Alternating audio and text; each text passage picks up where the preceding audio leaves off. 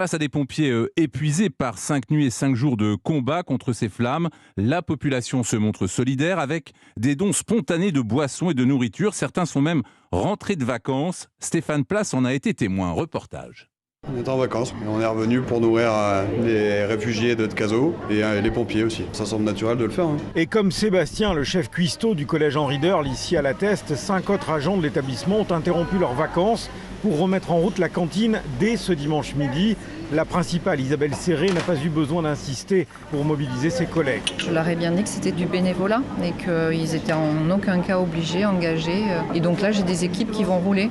Donc ce soir, j'ai d'autres personnels qui seront là pour éviter aussi d'épuiser des personnels qui étaient en vacances depuis peu, puisqu'on a fini quand même notre année scolaire. Et c'est donc dans la fraîcheur et le calme de ce self où mangent habituellement les collégiens que Nadine de la Croix-Rouge a pu savourer un vrai repas. Un avocat, des carottes râpées, des magnifiques moules avec une sauce superbe, de la salade verte et un brugnon. Et ça permet de se rendre compte qu'on n'est pas seul sur le terrain et qu'il y a beaucoup de gens sur le pont. Sont accueillis ici les secours, mais également les habitants de Cazo qui n'ont pas pu retourner chez eux depuis leur évacuation. Depuis jeudi, Thierry est l'un d'eux.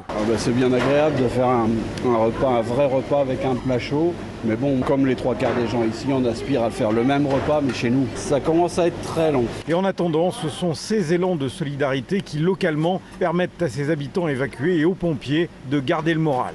Le reportage en Gironde de Stéphane Place.